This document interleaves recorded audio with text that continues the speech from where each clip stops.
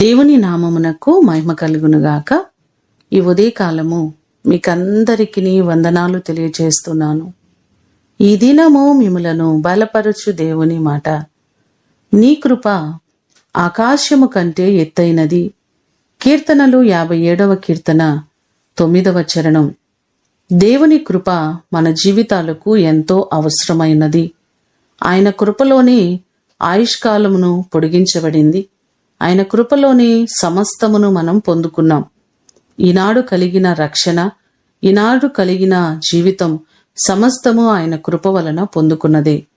103వ కీర్తన 11వ చరణాన్ని చూస్తే, భూమి కంటే ఆకాశము ఎంత ఉన్నతముగా ఉన్నదో ఆయన యందు భయభక్తులు గలవారి ఎడల ఆయన కృప అంత అధికముగా ఉన్నది. నిజంగా దేవుని యందు భయభక్తులు కలిగి ఆయన సన్నిధిలో నమ్మకంగా జీవించే వారికి ఆయన అపారమైన కృపను అనుగ్రహిస్తారు.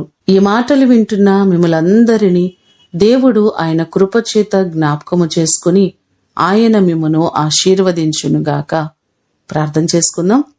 సకల ఆశీర్వాదములకు కారణభూతుడవైన మా ప్రేమ కలిగిన పరలోకపు తండ్రి, నీ కృప చొప్పునని మేము ఈరోజు బ్రతికి ఉన్నాం, సజీవులుగా ఉన్నాం, రక్షణను మేము పొందుకున్నామయ్యా.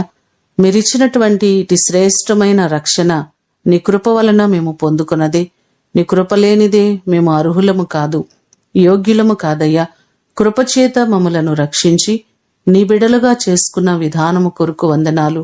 నీ కృపా మహదేశ్వర్యములు మా ప్రియులెల్లరికీ మీరు అనుగ్రహించండి. ఈ దినమంతా కూడా మీ సన్నిధి, నీ ప్రసన్నత మా అందరికీ మీరు కలుగ చేయండి. మా ప్రయాణాలలో, పనిపాటల్లో, అన్ని విషయాలలో నీ సన్నిధి, నీ తోడ్పాటు ఈ దినమంతా కూడా మీరు మాకు కలుగ చేయమని యేసు అతి ఘనమైన నామమున అడిగి వేడుకొని పొందియున్నాము తండ్రి. ఆమేన్. దేవుడు మిమ్ములను దీవించునుగాక.